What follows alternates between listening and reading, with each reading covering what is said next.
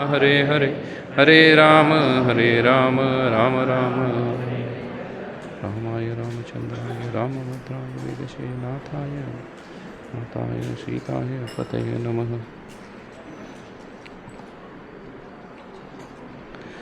हरे कृष्णा। तो आप सभी लोगों का यह हमारा रामायण जीवन उपयोगी शिक्षाएं जो हम देखने वाले हैं रामायण से, उसके फर्स्ट सेशन में, it is the first session, उसमें आप सभी लोगों का मैं हृदयपूर्वक स्वागत करता हूं। आप बहुत सारे लोग इसमें नए होंगे। कितने लोग हैं जो पहली बार आए हैं, फर्स्ट टाइम इस क्लास में आए हुए हैं? Just raise the hand.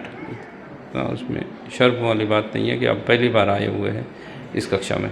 Very wonderful.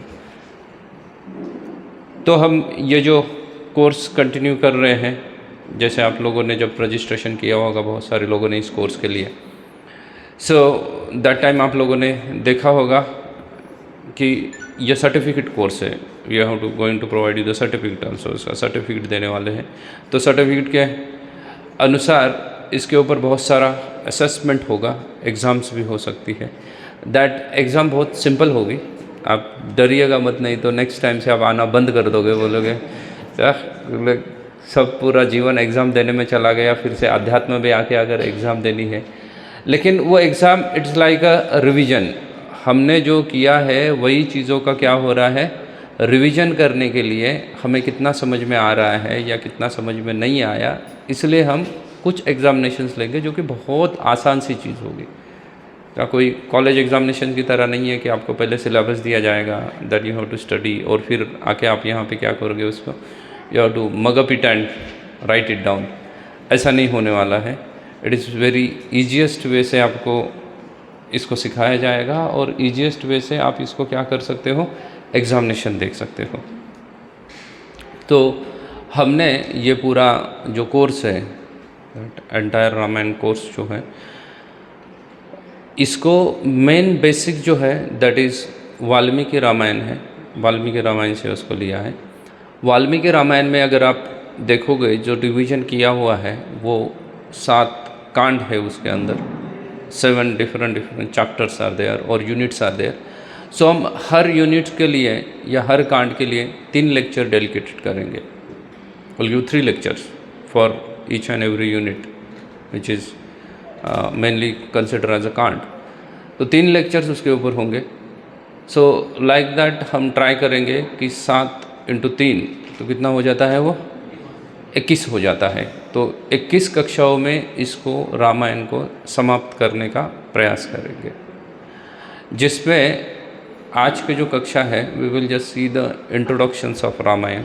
Ramayan कहाँ से आया है, क्या है उसके पीछे का, भगवान का ये रामायण, राम अवतार धारण करने के पीछे कुछ उद्देश्य होगा। तो इन सभी चीज़ों को हम आज की क्लास में देखेंगे। इट्स लाइक इंट्रोडक्टरी क्लास रहेगा, और उसके बाद फिर हम हर कांड को देखने का प्रयास करेंगे। शुरुआत करेंगे बाल कांड से। रामायण में टोटल 7 कांड है। बाल कांड है, अयोध्या कांड है, अरण्य कांड है, किष्किंधा कांड है, सुंदर कांड है, युद्ध कांड है और उत्तर कांड है। तो टोटल 7 कांड है। उनके ऊपर हम क्या करेंगे, सिस्टमैटिकली चर्चा करने का प्रयास करेंगे। अगर पीछे चेयर्स कम गिर रही है बैठने के लिए, तो those who are young can come front and sit on ground, और जिसको तकलीफ़ है बैठने के लिए ग्राउंड में, उनको चेयर्स उनको प्रोवाइड करें बैठने के लिए।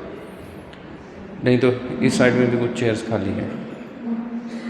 तो ये पूरा जो रामायण है, अभी आप देख रहे होंगे कि 22 तारीख को अयोध्या में भगवान रामचंद्र का क्या होने वाला है, मंदिर, जो पुराना मंदिर था उस जगह पे नया मंदिर बनाया गया है ऑलरेडी, और उसके अंदर क्या करने वाले हैं, भगवान रामचंद्र के जो अर्चा विग्रह है उसको प्राण प्रतिष्ठित किया जाएगा, उसको स्थापित किया जाएगा, मंदिर के अंदर उसकी स्थापना होगी।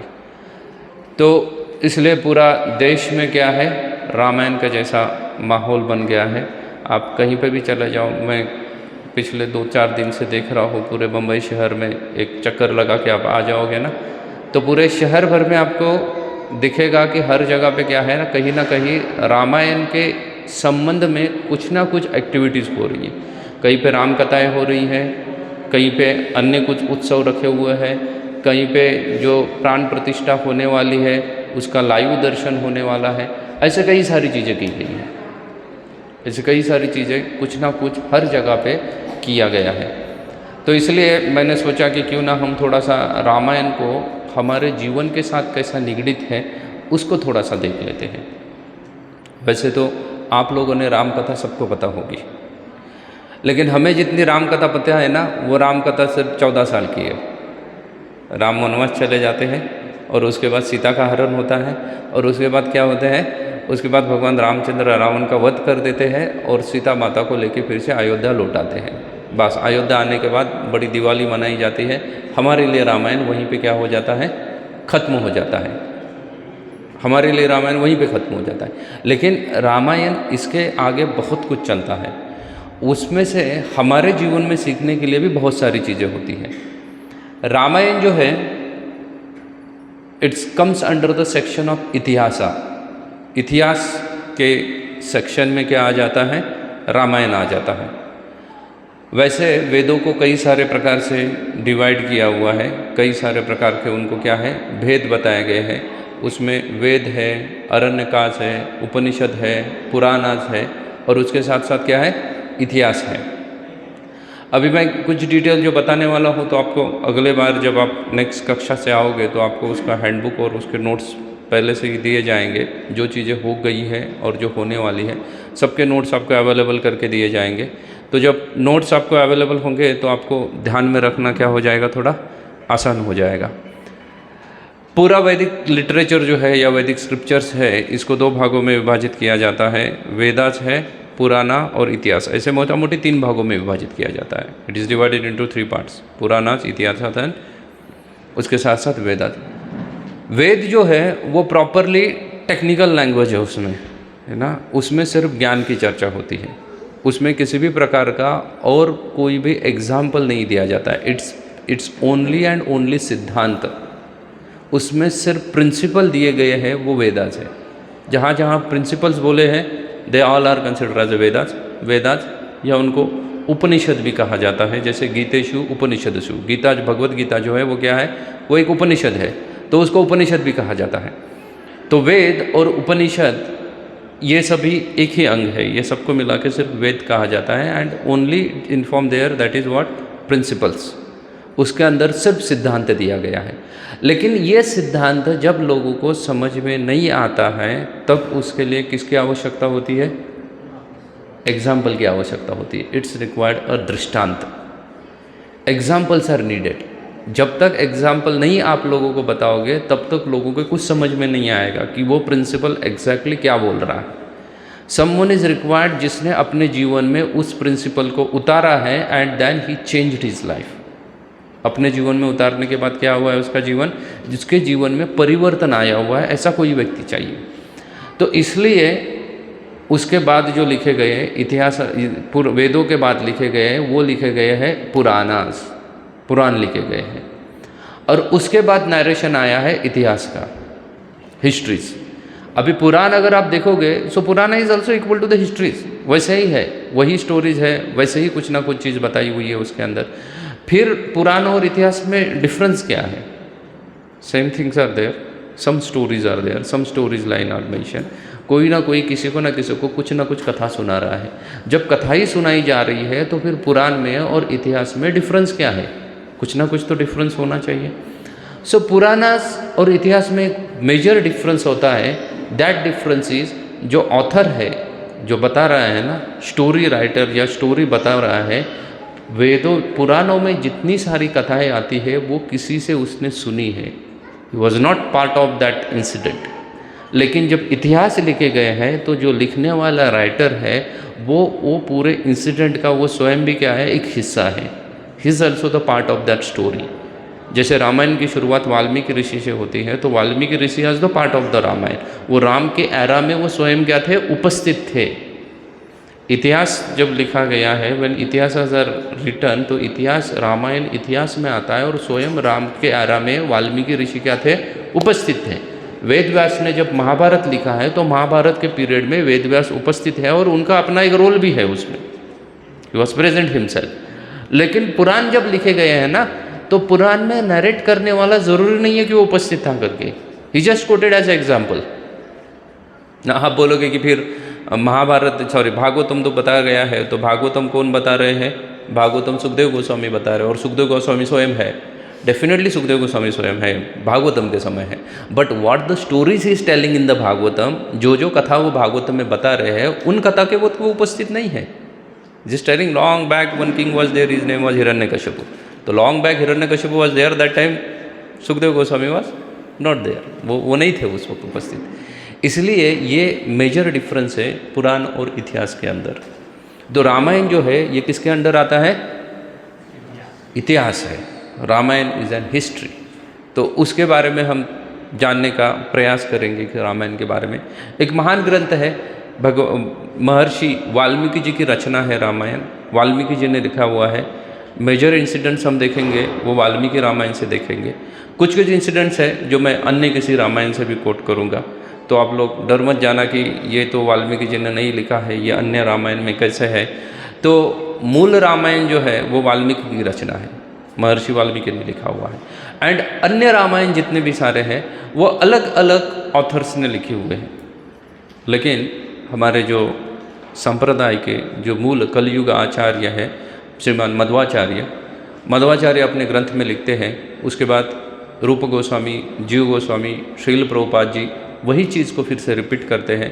वो बोलते हैं अगर कोई भी पुस्तक या कोई भी ग्रंथ, एनी बुक, एनी ग्रंथ, वो अलाइन है प्रीवियस ग्रंथ के साथ, जो पुराना ग्रंथ जो लिखा हुआ है, पुराने जो वेदास लिखे हुए हैं या उपवेदास लिखे हुए हैं, उसके साथ साथ पुराण है, इतिहास है, उनके साथ अगर अलाइन चलता है, उनमें लिखी हुई चीज़ों का खंडन नहीं कर रहा है, सिर्फ उसको क्या कर रहा है और अच्छी तरीके से अगर नैरेट कर रहा है, तो उस पुस्तक को ऑथोराइज करके स्वीकार करना चाहिए।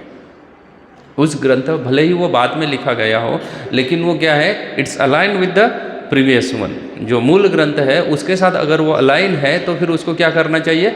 We have to accept it. उसको आपको क्या करके अथॉरिटी करके स्वीकार करना चाहिए, अथॉरिटी करके एक्सेप्ट करना चाहिए।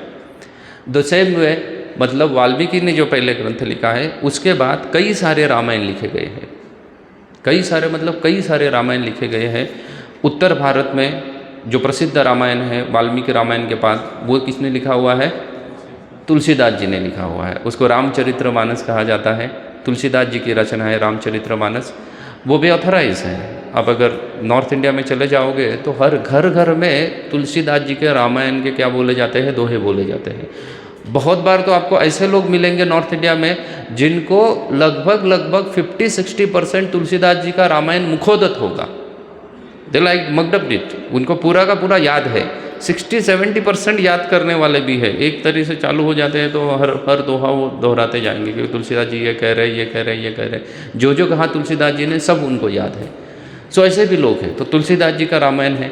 उसके बाद अगर आप दक्षिण भारत की ओर जाते हो, क्योंकि भगवान कृष्ण जो है ना वो दक्षिण भारत की यात्रा कभी नहीं किए थे, लेकिन भगवान रामचंद्र दक्षिण भारत की यात्रा में बहुत समय तक गए हैं। तो दक्षिण भारत में अगर आप जाते हो तो दक्षिण भारत में कई सारे रामायण आपको मिलेंगे। कंब मुनि का रामायण है, कंब रामायण करके प्रसिद्ध है। गोविंदराज जी करके एक संत होके गए हैं, उन्होंने भूषणी टीका करके रामायण के ऊपर अपनी टीका लिखी है, वो भी काफ़ी प्रसिद्ध है। उसके साथ साथ आप आनंद रामायण करके है, आनंद रामायण भी बहुत सुंदर ग्रंथ है। मैंने कई बार आनंद रामायण को पढ़ा है। आनंद रामायण खास करके अगर आप आनंद रामायण को भविष्य में कभी पढ़ लेते हो तो उत्तरकांड के बाद भगवान रामचंद्र इस धरातल पर 11,000 साल 11,000 ईयर तक थे। 11,000 साल तक भगवान रामचंद्र यहाँ पे उपस्थित थे। लेकिन हम जितना रामायण सुने वो कितना सालों का है? 14 साल। मेजोरिटी अगर देखेंगे तो 14 साल का है। अगर अच्छा ठीक है, भगवान रामचंद्र के जन्म से भी अगर देखते हो तो भगवान रामचंद्र के जन्म से लेकर वाल्मीकि रामायण के अनुसार आप मोटा मोटी कैलकुलेट करोगे तो भगवान जब पहुँच गए थे या भगवान को जब बोला गया था कि आप कहाँ पे चले जाओ, वन में चले जाओ, दैट टाइम भगवान रामचंद्र वॉज 27 ईयर्स ओल्ड, 27 साल के थे। अच्छा 27 में अगर 14 मिला भी दिया जाए तो कितना हो जाता है? 41 ईयर्स। अच्छा भगवान रामचंद्र उसके बाद रिटर्न आए वगैरह सब मोटा मोटी सब कैलकुलेट करोगे ना, तोड़ जोड़ मोड़ के कैसे भी कैलकुलेट करोगे, then also not more than 45 years, 45 साल। और भगवान रामचंद्र रहे कितना समय यहाँ पे? 11,000 साल। 11,000 साल तक भगवान रामचंद्र यहाँ पे रहे हैं, और हमारे पास जितना सारा इन्फॉर्मेशन है वो 45, जस्ट 45 ईयर्स पे आप में। तो जो आनंद रामायण है वो उसके आगे की चर्चा ज़्यादा करता है। जब भगवान रामचंद्र थे तब उन्होंने क्या क्या किया हुआ था वो हर चीज़ की चर्चा करता है, खास करके बात की रावण के वध के बाद की। रावण के वध तक तो एक्सप्लेन करता ही करता है, लेकिन उसके बाद की भी चर्चा करता है। उसके बाद अद्भुत रामायण है, अध्यात्म रामायण है। इतने सारे रामायण तो हमारे देश में है, क्योंकि इतने ही मैंने पढ़े हैं, इससे भी ज़्यादा है, लेकिन मैं तो यहाँ तक ही पहुँच पाया तो इतने ही रामायण है जो मैं ऑथेंटिकली इसके ऊपर कुछ बोल सकता हूँ कि ये रामायण में ये घटना आती है करके। उसके साथ साथ आप मलेशिया में जाओगे तो मलेशियन रामायण भी है, मलेशिया में जाओगे तो मलेशियन रामायण है। कंबोडिया में अगर आप जाओगे तो Cambodian Ramayan version is there, in Cambodia also Ramayan having their version, वो कंबोडियन रामायण है। मलेशिया में जाओ मलेशियन रामायण है। अगर आप जाके जैन धर्म को थोड़ा सा देखो, जैन धर्म में अगर आप जाओगे तो जैन मुनियों ने रामायण के ऊपर टीका लिखी हुई है, उनका अपना भी रामायण है।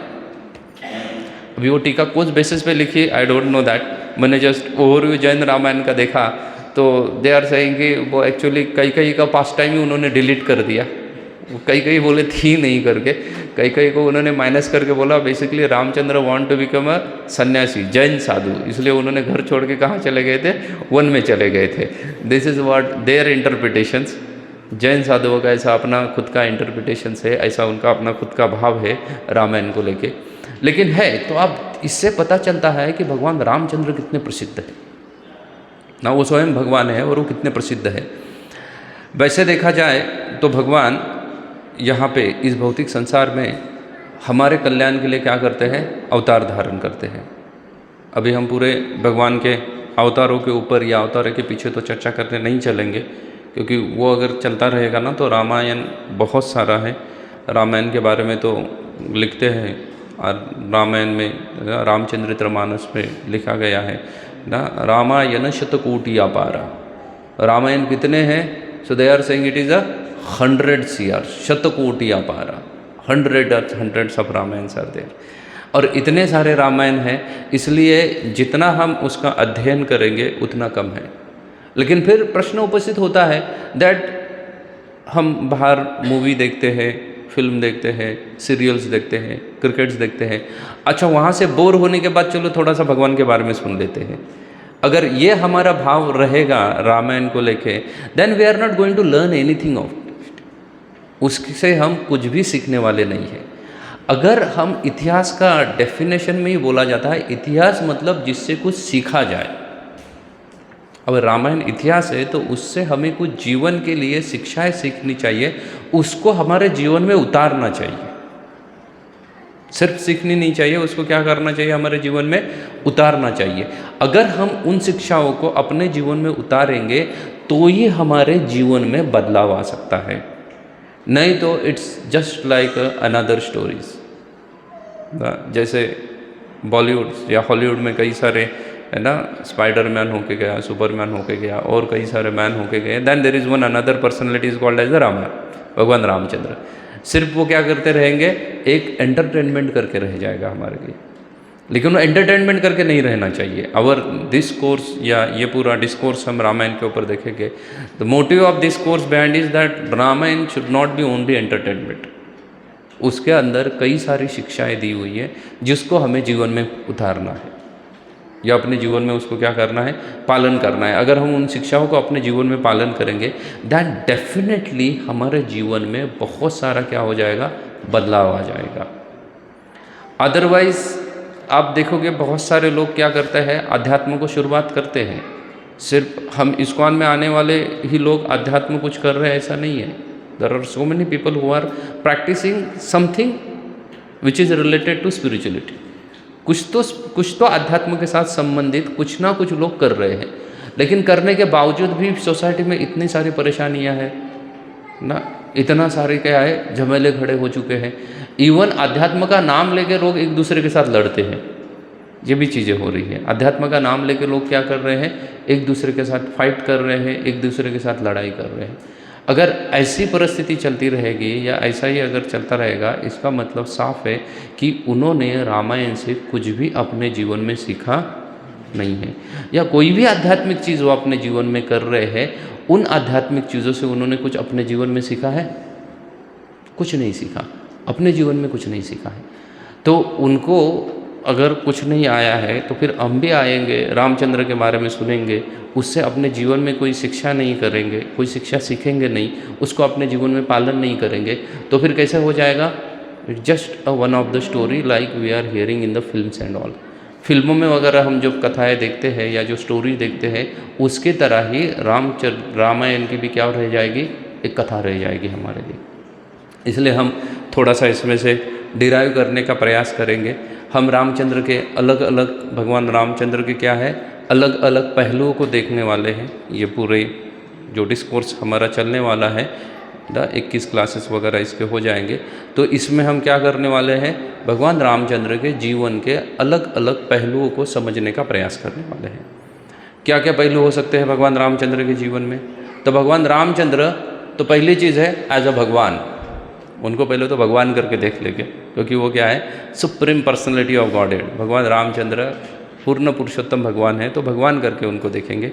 उसके बाद भगवान रामचंद्र एक राजा के रूप में हम देखेंगे कि एक राजा को कैसा होना चाहिए, उसके लिए भगवान रामचंद्र कैसे है, एक राजा के रूप में भगवान को देखेंगे। उसके साथ साथ हम भगवान रामचंद्र को एक पुत्र के रूप में देखेंगे, एक पुत्र को कैसा होना चाहिए, क्योंकि जब तक हम उनको एक पुत्र के रूप में नहीं देखेंगे तब तक हम हमारे जीवन के साथ उसको रिलेट नहीं कर पाएंगे, उसका कोई संपर्क नहीं होने वाला है हमारे जीवन के साथ। उसके साथ साथ हम भगवान रामचंद्र को एक पति के रूप में भी देखेंगे, एक पति कैसा होना चाहिए। हम भगवान रामचंद्र को उसके साथ साथ एक राजा के रूप में भी देखेंगे कि एक राजा को कैसे होना चाहिए। हम भगवान रामचंद्र को उसके साथ साथ एक दोस्त के रूप में भी देखेंगे कि एक दोस्त जो होता है, हाँ ना, वो अपनी फ्रेंडशिप कैसे मेंटेन करता है, उसके रूप में भी देखेंगे। तो ये भगवान के जीवन के अलग अलग पहलू हैं। इन हर पहलू को हम क्या करेंगे, थोड़ा थोड़ा टच करके देखने का प्रयास करेंगे, हर जगह देखने का प्रयास करेंगे। वैसे तो हम कलयुगी लोग हैं, कलयुग के लोगों के बारे में श्रीमद् भागवतम में बहुत सुंदर वर्णन आया है। हमारा गुणगान भागवतम में हुआ है। We are that much great people कि हमारा गुणगान कहाँ पे हुआ है, श्रीमद् भागवतम में हमारा गुणगान हुआ है। और कलयुग के लोगों के बारे में भागवतम क्लियरली करता है, मंद सुमंद मतयो मंद भाग्यात निबद्धते प्राय न अल्पायुष। हमारा आयु प्राय कैसा है, अल्प आयु है, दीर्घ आयु कोई नहीं है, अल्प आयु है। अगर दीर्घायु हो जाता है तो उसका रिकॉर्ड मेंटेन किया जाता है कि हर कंट्री में 100 साल से ऊपर जीने वाले कितने लोग हैं। देखो दुनिया में सबसे ज़्यादा 100+ जिनका आयु है वो जापान में ज़्यादा लोग पाए जाते हैं, 100 साल से ऊपर। मतलब रिकॉर्ड मेंटेन हो जाता है, इतना हमारा आयु अल्प है। 100 साल बोला जाता है, लेकिन हर कंट्री का एक अपना एवरेज आयु है ना। भारत का भी कुछ 70-71 साल हो सकता है एवरेज आयु जो है, उतने ही साल तक लोग जीते हैं। प्राय हमारा आयु कैसा है, अल्प आयु है। उस अल्प आयु के साथ साथ हमें जो बॉडी दिया गया है ना, ये खटारा गाड़ी की तरह है ना। वो लगभग 20, 22, 25 साल तक ही ठीक चलता है। मैक्सिमम उसको और खींचेंगे तो 30 साल तक ठीक चलेगा। उसके बाद ये खटारा अपना अपना क्या करते हैं, हर पुर्जा अपना प्रॉब्लम्स बताना चालू कर देता है। तो ये हमारे कलयुग के लोगों का क्या है, भाग्य है। मंद भाग्यात प्राय न अल्पायु, मंद भाग्यात। हमारा भाग्य भी कैसा है, हमारा भाग्य भी मंद है ना। भाग्य हमारा कुछ ऐसा, बहुत भाग्यशाली लोग हैं हमसे कोई है। आप में से कितने लोगों ने कभी लॉटरी की टिकट ट्राई किया है? एक ही बच्चा सच बोल रहा है, बाकी ने ट्राई किया है, लेकिन एक बच्चा है जो खाली सच बोल रहा है। Others don't want to raise their hand, तो they tried for the lottery ticket, लेकिन सच नहीं बोलना चाहते हैं। तो आपने ट्राई तो डेफिनेटली किया होगा। अच्छा, कितने लोगों को ऐसे 10-15 करोड़ की लॉटरी लग जाती है? नहीं लग जाती है, क्योंकि हमारा भाग्य कैसा है, मंद भाग्य है ना। आपने ऐसा कोई कार्य कर दिया और अचानक से प्राइम मिनिस्टर से आपसे कॉल आ गया और उन्होंने बोला कि भाई तुझे कैबिनेट में, मिनिस्ट्री में मैं लेना चाहता हूँ करके, because you are something special person. कुछ होता है ऐसा, आपने कथाओं में डेफिनेटली सुना होगा।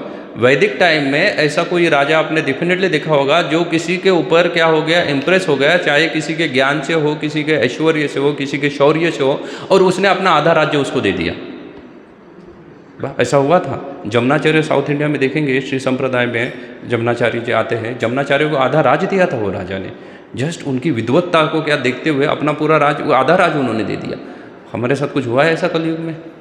है ना, कुछ नहीं होता है, क्योंकि हमारा भाग्य कैसा है, मंद भाग्य है। जो मिलने वाला है वो भी नहीं मिलता हमारा ना। हम इतना एग्ज़ाम में पूरा तैयारी करके चले जाओ, रट के चले जाओ, जब घर में हो तो लगता है सब याद आने वाला है, जैसे ही एग्ज़ाम हॉल में घुस जाओ सब भूल जाते हैं। सिर्फ इतना याद रहता है कि ये कहीं तो पढ़ा था मैंने, बट क्या पढ़ा था उसके बारे में वो याद नहीं रहता है। एंड देन फाइनली हमें क्या आता है, यूनिवर्सिटी का एक लव लेटर मिल जाता है, वो दिखाते हैं कि हम कहाँ तक बने हुए हैं, कैसे हमारा मंद भाग्य है। मंद सुमंद मतयो मंद भाग्याति बंधते, हमारा भाग्य बंद है। पुराणों में आपने देखा होगा, किसी को कोई ऋषि मिल गया, उन्होंने उसको आशीर्वाद दे दिया, उसके जीवन में बहुत बड़ा बदलाव आ गया। हमें ऐसा कोई मिलता है? हमें सब वही लोग मिलते हैं जिनको हम नहीं मिलना चाहते हैं। ये 99% तो हमारे जीवन में ऐसी ही घटनाएं होती है, वही लोग हमें मिलते हैं जिनको हमें मिलने में कोई इंटरेस्ट नहीं था। ये हम कलयुग के लोग हैं। लेकिन ऐसा होने के बावजूद भी भगवान हमारे ऊपर कृपालु है, और भगवान क्या करते हैं, इस भौतिक संसार में बारंबार अवतार धारण करते हैं। भगवान इस भौतिक संसार में प्रकट होने के कुछ कारण बताते हैं। श्रीमद् भागवतम में कुछ अलग कारण बताते हैं, भगवत गीता में कुछ अलग कारण बताते हैं। कितने लोगों ने भगवत गीता ठीक से पढ़ी है? बोला ठीक से नहीं, चलो पढ़ी है, फॉरगेट अबाउट ठीक से पढ़ी है, बट पढ़ी है भगवत गीता। तो भगवत गीता में भगवान अपने प्राकट्य के कितने कारण बताते हैं? 3 बताते हैं। और किसको? ये बच्चे तो मेरी क्लास में बैठते हैं, सो दे नो इट। कितने बार मैंने रिपीट किया है, बट एवरीबॉडी नोज, जिसने पढ़ा है भगवत गीता से, कि भगवत गीता में भगवान अपने प्राकट्य के कितने कारण बता रहे हैं। भगवान भगवत गीता में अपने प्रकट के कारण बताते हैं। 4थे अध्याय में भगवत गीता में बताते हैं कि मैं क्यों प्रकट होता हूँ। कारण मीमांसा कर रहे हैं, क्यों प्रकट होते हैं भगवान कह रहे हैं। तो 3 कारण बताते हैं अपने प्राकट्य के। कौन कौन से कारण बताते हैं? परित्राणाय साधूनाम, साधुओं की रक्षा करने के लिए, विनाशाय च दुष्कृताः, दुष्ट लोगों का वध करने के लिए, और तीसरा कारण बताते हैं धर्म संस्थापनार्थाय, धर्म की स्थापना करने के लिए। अभी धर्म की स्थापना करने का जो सेक्शन है उसको थोड़ा सा अगर हम देखते हैं, चलो साधु को रक्षा करने के लिए भगवान प्रकट हो जाते हैं, अंडरस्टूड। साधु मतलब हम लोग नहीं, क्योंकि हमें लोगों को भी तकलीफ होती है, लेकिन हमारे लिए भगवान प्रकट नहीं होते हैं। साधु के कुछ लक्षण दिए गए हैं, वैसा साधु होना चाहिए। अजात शत्रु शांत साधु, साधु ऐसे साधु के कई सारे लक्षण भागवत में बोले गए हैं। अजात शत्रु होना चाहिए वो, तो उनके रक्षा के लिए भगवान प्रकट हो सकते हैं। हम कैसे हैं? हम फर्जी साधु हैं। साधु का क्या गया है, सिर्फ चोला ओढ़ लिया है साधु का, कपड़ा साधु का पहन लिया है, बट प्रैक्टिकलिटी में हम साधु नहीं हैं। इसलिए हमारी रक्षा के लिए नहीं, लेकिन भगवान साधु की रक्षा के लिए प्रकट होते हैं। उसके साथ साथ दुष्टों का विनाश करने के लिए भी प्रकट होते हैं ना। बहुत सारे लोग मुझे पूछते हैं कि भाई पहले अगर दुष्टों का विनाश के लिए भगवान प्रकट होते तो अभी कलयुग में कई सारे दुष्ट हैं, लेकिन लोग भगवान प्रकट ही नहीं हो रहे हैं। तो दुष्ट भी उस क्वालिटी का चाहिए, भगवान को प्रकट करवाने के लिए उसकी भी क्वालिटी कलयुग में गिर चुकी है। दो द मिस्चुअस एक्टिविटीज़ करने वाले या बुरे कार्य करने वाले बहुत सारे लोग कलयुग में है, लेकिन उनका भी क्वालिटी क्या हो चुका है, डाउन हो चुका है। इसलिए उनके लिए भगवान नहीं प्रकट हो जाएंगे। अगर दुष्ट भी चाहिए तो रावण जैसा चाहिए ना। आजकल के टेररिस्ट वगैरह वो कोई दुष्ट ऐसा है नहीं है, बैन कर दिया तो एक देश छोड़ के भाग जाते हैं दूसरे देश में, उसको काहे का दुष्ट कहेंगे। दुष्टों का अपना क्वालिटी नहीं मेंटेन कर पा रहे हैं, तो दुष्टों का विनाश के लिए भगवान प्रकट होते हैं। और तीसरा कारण भगवान बता रहे हैं अपने प्राकट्य का, वो कारण क्या बता रहे हैं, तो भगवान बता रहे हैं धर्म संस्थापनार्थाय। नाउ धर्म की स्थापना करना मीन्स एग्जैक्टली करना क्या है। तो हम अगर किसी चीज़ की स्थापना करते हैं तो करते क्या है, उसके कुछ पेपर्स बनाते हैं, उसको लीगलाइज करके रहते हैं, हो गया है उसका स्थापना। Is it not true? This is what the way we are working todays in Kaliyuga. लेकिन स्थापना का मतलब ये नहीं होता है। धर्म की स्थापना का मतलब होता है आपने आचरिता प्रभु जगेर सिखाए, खुद के आचरण से भगवान क्या करेंगे, उसको स्थापित करेंगे। जब भगवान को स्थापना करनी है तो भगवान स्वयं प्रकट हो जाएंगे, स्वयं धर्म का क्या करेंगे, अपने जीवन भर में उसका पालन करेंगे, और फिर लोगों को बोलेंगे कि अभी आप लोग ऐसा करो करके। भगवान जो एक्टिविटी स्वयं नहीं करते हैं वो एक्टिविटी दूसरों को करने के लिए कभी नहीं बोलेंगे। अगर कलयुग के लोगों के लिए नाम संकीर्तन बोला है तो भगवान चैतन्य महाप्रभु के रूप में प्रकट होके क्या करके दिखाए, स्वयं नाम संकीर्तन करके दिखाए कि वो कैसे किया जाता है। जो अगर वो खुद नहीं कर रहे हैं, leaders having that quality, leaders should be exemplary, वो स्वयं के एग्जाम्पल से ही क्या करेगा, दूसरों को सिखाएगा। तो भगवान रामचंद्र प्रकट होते